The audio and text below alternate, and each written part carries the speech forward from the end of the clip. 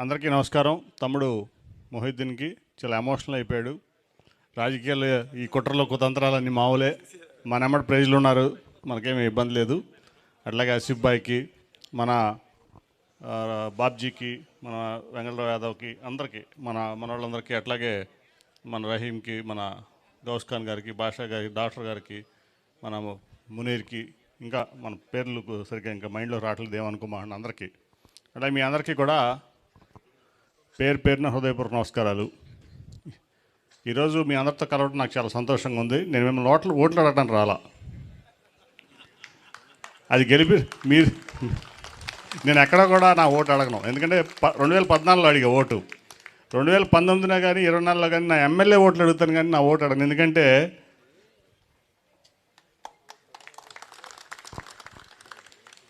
ఎందుకంటే నేను చేసేది ఈ ప్రాంతానికి కానీ ఇక్కడ ప్రజలకు కానీ మీ అందరికీ కానీ నిస్వార్థంగా చేయాలి అనేది నా భావన. అట్లాగే చేస్తున్నా కూడా. సో దానికి ఎన్ని ఆటుపోట్లు ఎదురైనా నేను సిద్ధంగా ఉన్నా ఎదుర్కోవడానికి. అవన్నీ కూడా మీ అందరూ తెలుసు. ఎస్పెషలీ ఇక్కడ మోటార్ ఫీల్డ్లో కానీ ఆటోనగర్లో కానీ బయట వాళ్ళకంటే మీ అందరికీ ఎక్కువ తెలుసు నా సంగతి.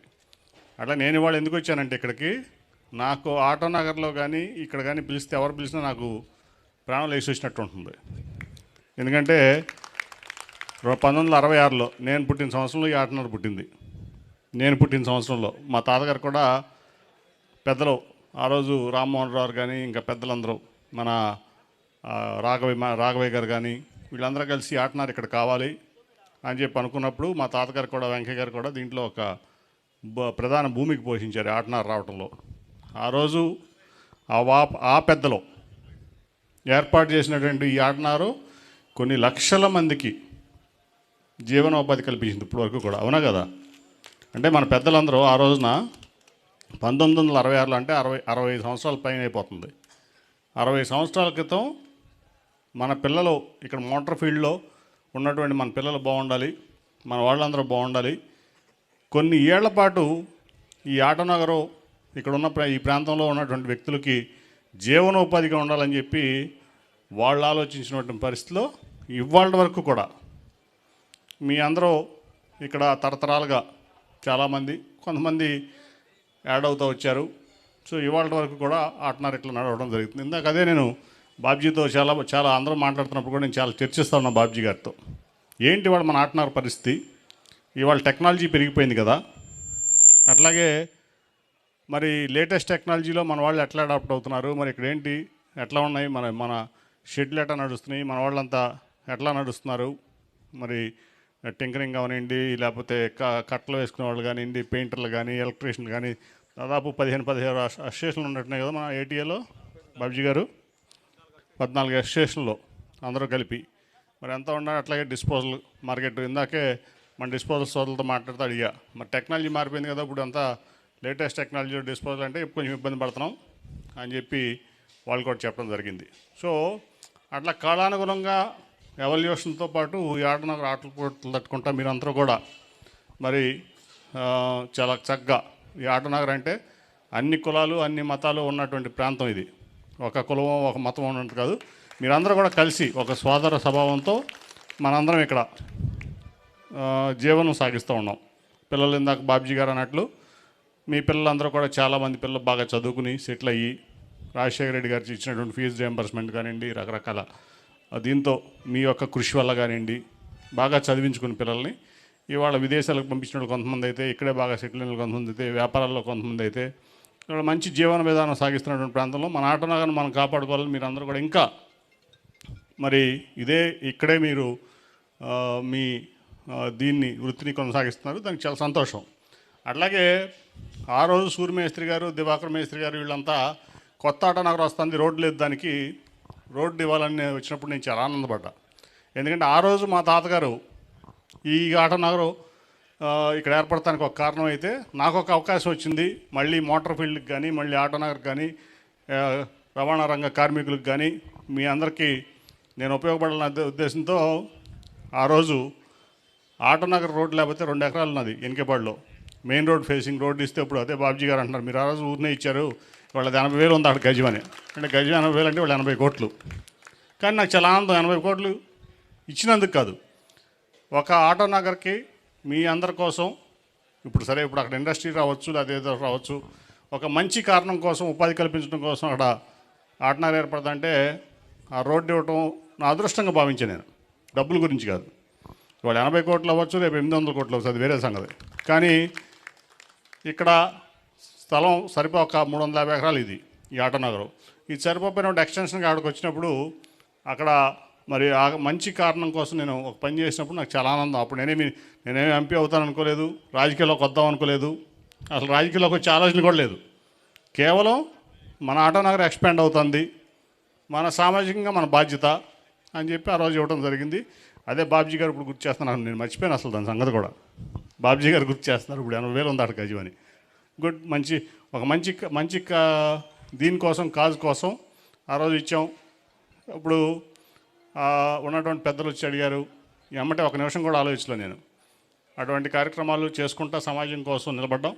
మీ అందరూ కూడా నన్ను 2014లో గెలిపించారు, మీరందరూ నా కోసం నిలబడ్డారు. అలా 2019లో మళ్ళీ గెలిపించారు, మీరందరూ నిలబడ్డారు. ఇవాళ ఈ 10 రోజులు కూడా నా స్వార్థంగా కోసం కాకుండా ఈ విజయవాడ అభివృద్ధి కోసం కానీ ఈ సమాజం అంటే ఒక ముస్లింలనో హిందువులనో క్రిస్టియన్లనో కులమతాలకు అతీతంగా అందరూ బాగుండాలని అనుకున్నాం, పనిచేసాం. అందులో ఆ విషయం మీరే ఎప్పుడు కూడా మీరే గుర్తు చేస్తూ ఉంటారు నాకు. మీరు అందరినీ ఒకే రకంగా చూసుకున్నారు, అందరి కోసం నిలబడ్డారు, ఎవరికి అన్యాయం జరగకుండా చూసుకున్నారని చెప్పి మీరే, అది నాకు చాలా సంతోషం. అట్లాగే ఇవాళ విజయవాడ పశ్చిమ నియోజకవర్గంలో మన సామాన్యమైనటువంటి మీ తోటివాడు ఎవరైనా కానీ ఇక్కడ ఉన్నటువంటి ముస్లిమ్స్ ఎక్కువ కూడా ఆరిజిన్ మొదట ఎప్పుడైనా కానీ పశ్చిమ నియోజకవర్గం నుంచి ఉంటుంది. ఇవాళ పెనలూరులో సెటిల్ అవ్వచ్చు, యనమలకుదురులో సెటిల్ అవ్వచ్చు, ఈ విజయవాడ ఈస్ట్లో సెటిల్ అవ్వచ్చు, లేకపోతే సింగనగర్లో సెటిల్ అవ్వచ్చు. కానీ ఎక్కువగా మన ముస్లిమ్స్ అందరూ ఆటనగర్లో ఉండే ముస్లిమ్స్ అందరూ ఎక్కువ ఆరిజిన్ విజయవాడ వెస్టే, అవునా కదా? మోస్ట్లీ అక్కడి నుంచే ఉంటాయి మీ కుటుంబాలని నాకు తెలిసినంత వరకు. చాలా కష్టపడి ఇవాళకి కూడా డిస్పోజల్ వ్యాపారం చేసినా లేకపోతే ఇటువంటి వ్యాపారాలు చేసినా ఇవన్నీ కూడా కష్టపడేటువంటి తత్వంలో మీరు అందరూ కూడా ఇవాళకి జీవనం సాధిస్తున్నారు. అటువంటి ప్రాంతంలో అది ఎప్పుడు కూడా ముస్లిం మైనార్టీకి ఇవ్వాల్సినటువంటి సీట్ అది. దాన్ని గుర్తించే 2014లో మన జగన్మోహన్ రెడ్డి గారు జలీల్ ఖాన్ గారికి అవకాశం ఇచ్చారు, మీరు అందరూ గెలిపించుకున్నారు. ఆ తర్వాత ఆయన పార్టీ మారారు. పార్టీ ఎందుకు మారాడో కూడా తెలియదు, కనీసం మంత్రి కూడా అవలేనటువంటి పరిస్థితిలో పార్టీ మారాడు ఆయన. ఆ రోజు అంటూ ఉండేవాడిని, నేను ఎప్పుడు చెప్పేవాడిని, 2019లో మళ్ళీ జగన్మోహన్ రెడ్డి గారు గెలిచిన తర్వాత నువ్వు జగన్మోహన్ రెడ్డి నీకు సీట్ ఇస్తే నువ్వు మోసం చేసావు, నువ్వు ఆ రోజు నుంచి, నేను అప్పుడు టీడీపీలో ఉన్నా, మొదటిదాకా టీడీపీలో ఉన్నా కదా, మోహిత్ని తెలుసా అన్నీ కూడా, నేను ఎప్పుడు చెప్పేవాడిని, నువ్వు ఆ రోజు జగన్మోహన్ రెడ్డి నీకు సీట్ ఇస్తే నువ్వు ఆయన మోసం చేసి పార్టీ మారావు, నువ్వు అక్కడుంటే ఖచ్చితంగా 1 సంవత్సరం అయినా నేను డిప్యూటీ సీఎం చేసేవాడు జగన్మోహన్ రెడ్డి, నువ్వు అవకాశం కోల్పోయాడు అని చెప్పా. అట్లాగే చెప్పేవాడిని. సో నేను చెప్పేది ఏంటంటే ఇవాళ ఆ తర్వాత జలీల్ ఖాన్ వెళ్ళిపోయిన తర్వాత వెల్లంపల్లి శ్రీనివాస్ గారికి ఆ సీట్ వచ్చింది.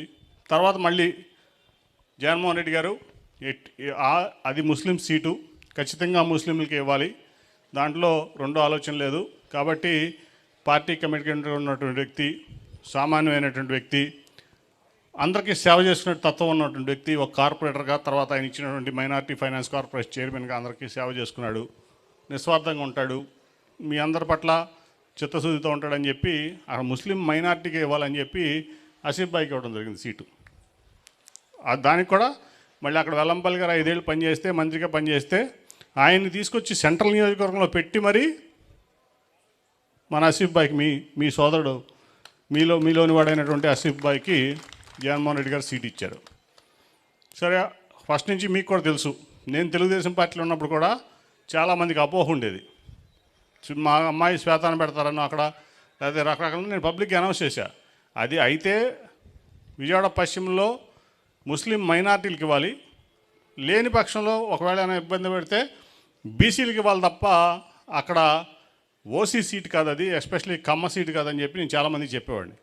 అటువంటి పరిస్థితిలో మీరు చూశారు, వాడు ఆసిఫ్ భాయ్ మీదకి ముందేమో నేనే అనౌన్స్ చేశా. అప్పుడు మీ అందరికి గుర్తే ఉండే ఉంటుంది, మన బేగ్ని ఈ వెస్ట్కి నేను ఎమ్మెల్యే చేస్తాను, ఎమ్మెల్యే టికెట్ ఇప్పించి నేను చేస్తాను అనుకున్నాను నేను టీడీపీలో ఉన్నప్పుడు కూడా.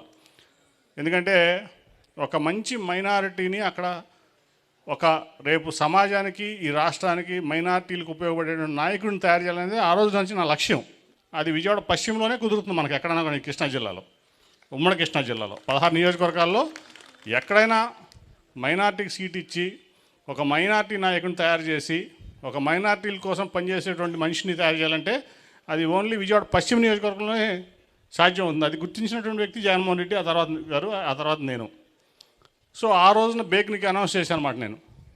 తర్వాత అనివార్య కారణాల వల్ల నన్ను పార్టీలోంచి చంద్రబాబు నాయుడు గారు బయటికి నెట్టేయటం, ఆ తర్వాత నేను తెలుగుదేశం పార్టీలో చేరటం, మన వైఎస్ఆర్ కాంగ్రెస్లో జగన్మోహన్ రెడ్డి గారు నన్ను ఆహ్వానించడం, మరి ఇవాళ ఆసిఫ్ భాయ్ మరి అక్కడ ముస్లిం నాయకుడిగా మీ అందరికీ సేవ చేసుకోవడానికి మరి జగన్మోహన్ రెడ్డి గారు పెట్టారు. ఆ పరిస్థితిలో మనం చూసాం. ఇవాళ ముందేమో ఆ సీటు జనసేనకు అని చెప్పి ఒక బీసీ నాయకుడికి ఇస్తామని చెప్పారు. 10 ఏళ్ళు ఆ బీసీ నాయకుడిని వాడుకున్నాడు మన పవన్ కళ్యాణ్. ఆ తర్వాత మరి మీ అందరికీ తెలుసు ఏ రకంగా అక్కడ దాన్ని బీజేపీకి ఇచ్చి, మళ్ళీ బీజేపీలో కూడా ఒక బ్యాంకులను మోసం చేసి 10,000 కోట్ల రూపాయలు బ్యాంకులు మోసం చేసి వచ్చినటువంటి వ్యక్తికి, అది మరి అగ్రవర్ణాలకు చెందినటువంటి వ్యక్తిని తీసుకొచ్చి ఇవాళ అక్కడ పేదవాళ్ళు, ముఖ్యంగా ఎస్సీ సోదరులు, ముస్లిం సోదరులు, బీసీ సోదరులు ఎక్కువగా నివసించిన ప్రాంతంలో తీసుకొచ్చి ఇవాళ బీజేపీని పెట్టి, అంటే ఇవాళ మనం ఉద్దేశాలు మీరందరూ కూడా అర్థం చేసుకోవాలి. రేపు ఆ సీట్ ఏంటంటే అది ఖచ్చితంగా ముస్లింలకి ఇంకా జీవితంలో ఆ సీటు అవ్వకుండా చేయడం కోసం అది కుట్ర పన్నుతున్నారు. ఇవాళ నేను ఒకటే చెప్తున్నాను మీ అందరికీ కూడా, ఈ రాష్ట్రంలో ఇవాళ మీరు చూస్తే ఇవాళ ఉన్నటువంటి కూటమి బీజేపీ, జనసేన, తెలుగుదేశం పార్టీ, కానీ మీరు అర్థం చేసుకుంటే కాంగ్రెస్ కూడా వాళ్ళతో కలిసి పనిచేస్తుంది. జగన్మోహన్ రెడ్డి గారికి వ్యతిరేకంగా ఒక్క కూటమే పనిచేయట్లా, కాంగ్రెస్ కూడా పనిచేస్తుంది. అంటే ఒక అండర్స్టాండింగ్తో, ఒక అక్రమ సంబంధం లాంటి దీంతో ఇవాళ బీజేపీ, తెలుగుదేశం, జనసేన, కాంగ్రెస్ కూడా మీ అందరికీ టోపీ పెడతాను చూస్తున్నాయి. అది మీ సమాజం మీరు అందరూ గుర్తుపెట్టుకుని మీరందరూ కూడా, అంటే మీరు చాలామంది పెనలూరు కాన్స్టిట్యున్సీలో ఉంటారు, ఇటు గన్నవరం కాన్స్టిట్యున్సీలో ఉంటారు, విజయవాడ ఈస్ట్ ఉంటారు, వెస్ట్ ఉంటారు, సెంట్రల్ ఉంటారు, అట్లాగే వేరియస్ స్ప్రెడ్ అయి ఉంటారు. ఇక్కడ ఉన్నటువంటి దాదాపు 40-50 వేల మంది కార్మికులు పనిచేస్తున్నారు, అట్లాగే మీలాంటి యజమానులు ఉన్నారు, అట్లాగే అందరూ ఉన్నారు. మనం అందరం చేయాల్సింది ఏంటంటే ఇవాళ ఒక్క ముస్లిమ్స్కనే కాదు, ఇవాళ పేదవారి కోసం పనిచేసేటువంటి నాయకుడు, మధ్యతరగతి వారి కోసం పనిచేసేటువంటి నాయకుడు జగన్మోహన్ రెడ్డి, వైఎస్ఆర్సీపీ పార్టీ, అవునా కదా? ఇవాళ ఆయన తండ్రి రాజశేఖర రెడ్డి గారు మరి ఫీజు రియంబర్స్మెంట్ ఇచ్చిన, ఆరోగ్యశ్రీ ఇచ్చిన, ఆ రోజు ఆయన అట్లాగే రిజర్వేషన్ ముస్లిమ్స్కి 4% రిజర్వేషన్ ఇచ్చినటువంటి వ్యక్తి రాజశేఖర రెడ్డి గారు అయితే, ఆ తర్వాత జగన్మోహన్ రెడ్డి గారు కూడా ముస్లిం మైనార్టీల కోసం కష్టపడేటువంటి వ్యక్తి. అట్లాగే ఇవాళ మీరు చూస్తున్నారు బీజేపీ ముస్లింలకి 4% రిజర్వేషన్ తీసేస్తానని చెప్తా ఉంది, అవునా కదా? సిఏఎన్ఆర్సీ అమలు చేస్తానని చెప్తా ఉంది, ఖచ్చితంగా చెప్తున్నారు. వాళ్ళు వచ్చి పబ్లిక్ మీటింగుల్లో అందరూ ప్రధానమంత్రి నుంచి కింద వరకు అందరూ చెప్తున్నారు. కాబట్టి ఈరోజు ఏంటంటే కాంగ్రెస్ సింబల్ ఉందని చెప్పి మిమ్మల్ని అందరినీ మోసం చేసి మిమ్మల్ని డైవర్ట్ చేయడానికి కుట్రలు పొందుతున్నారు. దాన్ని గమనించి మీరు కాంగ్రెస్, బీజేపీ, టీడీపీ, జనసేన అన్నీ ఒకటే ఇక్కడ ఆంధ్రప్రదేశ్కి వచ్చేసరికి అందరూ కక్ష కట్టి జగన్మోహన్ రెడ్డి గారిని ఓడించడం ధ్యేయంగా పనిచేస్తున్నారు. దాంట్లో కుట్రపూరితంగా ఇవాళ మీ అందరూ ఓట్లు కాంగ్రెస్ డైవర్ట్ చేయాలని చెప్పి చాలా పన్నాగాలు జరుగుతుంది. కాబట్టి దాన్ని గమనించుకుని మీరు అందరికీ చెప్పుకోవాల్సింది ఏంటంటే ఇవాళ ఇక్కడ బీజేపీ అయినా కాంగ్రెస్ అయినా ఒకటే, తెలుగుదేశం అయినా. కాబట్టి ఎక్కువగా మన నాయకుడు ఉన్నాడు, అట్లా జగన్మోహన్ రెడ్డి గారు ఉన్నాడు, అట్లాగే మీ అందరి కోసం ఎప్పుడు నిలబడేటువంటి నేను కూడా మీ అందరికి ఎప్పుడు ఏ అన్యాయం జరిగినా మీ పట్ల కానీ ఎవరి పట్ల కానీ అన్యాయం జరుగుతుందని చోట ఈ విజయవాడ పార్లమెంట్లో నేను ఎప్పుడు అండగా ఉంటాను, నేను ఉంటాను. దాంట్లో ఎటువంటి సందేహం లేదు. మనందరం కలిసి పనిచేద్దాం. అట్లాగే ఇవాళ జగన్మోహన్ రెడ్డి గారు మీరు చూశారు, అన్ని రకాలుగా కూడా సంక్షేమ పథకాలు కానీ లేకపోతే వాళ్ళ అభివృద్ధిలో కానీ అన్ని రకాలుగా చేస్తున్నారు. దాంట్లో ఎటువంటి సందేహం లేదు. ఆటో నగర్ అంటే నా సొంత ఇంటి లాంటిదే, మీ అందరికి చెప్పాల్సిన పని లేదు. నాకు తెలియదు తెలంగాణ ఇక్కడ వాటర్ ప్రాబ్లం ఉందంటే 6 లక్షల లీటర్ల వాటర్ ట్యాంకు నేను ఓవర్ హెడ్ ట్యాంక్ శాంక్షన్ చేసే దానికి RO ప్లాంట్ కూడా పెడతానంటే అది కూడా ఇచ్చాను. ఇంకేమైనా కావాలంటే చేయడానికి రెడీగా ఉన్నా. ఇక్కడ ఉన్నటువంటి పాపం గద్దె రామ్మోహన్ గారు, నేను నిన్న కూడా NTV ఇంటర్వ్యూలో చెప్పా, మంచోడు, నాన్ కరప్ట్. కానీ సమర్థత లేదు. 10 ఏళ్ళు విజయవాడ ఇక్కడ ఏం చేశాడు ఈస్ట్ కంటే ఒక పని చెప్పలేడు. అదే మన దేవినేని అవినాష్ ఎమ్మెల్యే కాకపోయినా ఒక ఇన్ఛార్జిగా జగన్మోహన్ రెడ్డి గారికి దగ్గరికి వెళ్ళి నా ఈస్ట్కి ఇది కావాలి, రీటైనింగ్ వాళ్ళు కావాలి, అక్కడ వరద వచ్చినప్పుడు అక్కడ ప్రజలు ఇబ్బంది పడుతున్నారు, 1,00,000 మంది ఇబ్బంది పడుతున్నారు, అలాగే ఈ ప్రాంతంలో రోడ్లు లేవు, ట్రైన్లు లేవు, ఇవన్నీ కావాలంటే దాదాపు 650 కోట్ల రూపాయలు అభివృద్ధి సాధించినటువంటి వ్యక్తి దేవినేని అవినాష్. ఒక ఎమ్మెల్యే కాకుండానే 650 అభివృద్ధి సాధిస్తే 10 ఏళ్ళు గద్దె రామ్మోహన్ ఏం సాధించాడు ఇక్కడ? ఏమీ లేదు. నేను కూడా ఆ వాటర్ ఓవర్ హెడ్ ట్యాంక్ ఇస్తానంటే ఎందుకంటే అక్కడ అవసరం లేదు అన్నాడు. కాదు నేను అక్కడ ఇవ్వాల్సిందే అని 6 లక్షలు అంటే దాదాపు 2,32,00,000 ఇచ్చేదానికి ఏదన్నా కానీ. ఇంకా కనుక కావాలంటే కూడా మనం చేసుకోవడానికి ఇక్కడ చేయడానికి మనకు అవినాష్ ఉంటాడు. ఆటనగర్లోనే కాదు, మీరు ఎక్కడ ఈస్ట్లో అవినాష్ ఉంటాడు, సెంటర్లో మన వెల్లంపల్లి శ్రీనివాస్ ఉంటాడు, వెస్ట్లో మన ఆసిఫ్ ఉంటాడు, పైన నేను ఉంటాను. గల్లీ టు ఢిల్లీ ఏది సాధించుకోవడానికైనా మేమందరం ఇక్కడ రేపు అత్యధిక మెజార్టీలతో మన ఎమ్మెల్యేలు అందరూ గెలుస్తున్నారు. జగన్మోహన్ రెడ్డి మళ్ళీ ముఖ్యమంత్రి అవుతున్నాడు. జూన్ 4వ తారీఖున రిజల్ట్ మీకు తెలుస్తుంది. దాంట్లో ఎటువంటి సందేహం లేదు. సర్వేలన్నీ కూడా ఏ సర్వే తీసుకున్నా ఏదో 1-2 తెలుగుదేశం పార్టీ పెయిడ్ సర్వేలు తప్ప అన్నీ జగన్మోహన్ రెడ్డి గారు మంచి మెజార్టీలతో గెలుస్తారని చెప్తున్నారు. కాబట్టి మనం ఇక్కడ మన ఎమ్మెల్యేలను గెలిపించుకుందాం, అప్రమత్తంగా ఉందాం. కాంగ్రెస్ కుట్రలో, బీజేపీ కుట్రలో, తెలుగుదేశం కుట్రలకి మీరు ఇదవ్వద్దు. మీ ఇంట్లో అందరికీ కూడా చెప్పండి. మీకు మీ బంధువర్గానికి కానీ, మీ చుట్టాలకు కానీ, లేకపోతే మీ ఇంట్లో వాళ్ళకి కానీ అందరూ చెప్పండి. ఎట్టి పరిస్థితుల్లో జగన్మోహన్ రెడ్డి గారికి ఓటేస్తేనే, వైఎస్ఆర్సీపీకి ఓటేస్తేనే, ఫ్యాన్ గుర్తుకు ఓటేస్తేనే మనం సేఫ్గా ఉంటాం, సెక్యులర్గా ఉంటాం, ఆనందంగా ఉంటాం. ఎందుకంటే అనేక రకాల పథకాలు కూడా ఇవాళ చాలామందికి వస్తున్నాయి. ఇప్పుడు వాహన మిత్ర కూడా డ్రైవర్లకి, వాహన మిత్ర కూడా లారీ డ్రైవర్ల వాళ్ళకి కూడా ఎక్స్టెండ్ చేస్తూ ఉన్నారు. ఇంకేం కావాలన్నా కూడా మనం చేసుకోవడానికి నేను ఇంకోటి కూడా చెప్తున్నా బాబ్జీ గారికి. నేను ఎప్పుడూ చెప్పే అసలు ఆటో నగర్లో కావాలంటే మనకి ఎట్లాగో గవర్నమెంట్ స్థలం ఉంటుంది, ఒక స్కిల్ డెవలప్మెంట్ సెంటర్ ఏర్పాటు చేస్తుంది. ఎందుకంటే నెక్స్ట్ జనరేషను మరి అందరూ కూడా ఇప్పుడు టెక్నాలజీ పెరిగిపోయి అందరూ డీలర్ వర్క్షాప్కి వెళ్ళిపోతున్నారు. ఆటనగర్లో మెకానికల్ తగ్గిపోతున్నారంటే నెక్స్ట్ జనరేషన్ ఎవరు ఉంటే అందరితో మాట్లాడి నేను స్కిల్ డెవలప్మెంట్ సెంటర్ కూడా ఏర్పాటు చేస్తాను. మీరు ముందుకు వస్తే ఎలక్షన్ తర్వాత బ్రహ్మాండంగా ఏ లేటెస్ట్ టెక్నాలజీకైనా మన పిల్లలు అడాప్ట్ చేసి ఇక్కడే అవసరమైతే కంపెనీ ఆథరైజ్డ్ గ్యారేజెస్ కూడా మనం ఓపెన్ చేసుకోవచ్చు రేపు ఫ్యూచర్లో. దాంట్లో ఎటువంటి ఇబ్బంది లేదు. కాబట్టి ఈ ఆటోనగర్ మనం కాపాడుకోవాలి ఎట్టి పరిస్థితిలో, దాంట్లో ఎటువంటి సందేహం లేదు. ఆటోనగర్ రేపటి తరానికి, ఎల్లుండి తరానికి, వచ్చే తరాలన్నిటికీ కూడా ఈ ఆటోనగర్ ఉండాలి. ఎందుకంటే మన పెద్దలు ఎంతో ముందు చూపుతూ ఆటోనగర్ని ఏర్పాటు చేశారు. దీన్ని కాపాడుకోవాల్సిన బాధ్యత కూడా మన మీద ఉంది, అవునా కదా? కాబట్టి నెక్స్ట్ జనరేషన్ పనిచేయాలి.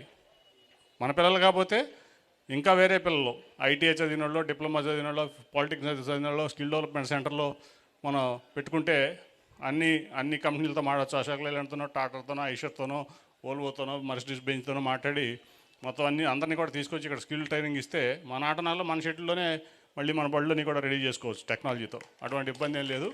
దాన్ని కూడా ప్లాన్ చేసుకుందాం. కాబట్టి మీ అందరినీ ఈ సందర్భంగా ఈద్ మిలాద్ సందర్భంగా మీ అందరినీ కలిసి సందర్భం రావడం అందరికీ నాకు చాలా ఆనందం. ఈ అవకాశాన్ని కల్పించిన మన మిత్రులందరికీ కూడా ధన్యవాదాలు తెలియజేసుకుంటూ సెలవు తీసుకుంటాను. ఏదన్నా మీకు ఏది ఉన్నా సరే, జియో నెంబర్ 5 అవ్వచ్చు, ఏదవ్వచ్చు, ఎలక్షన్ రిజల్ట్ రాగానే రండి. నాది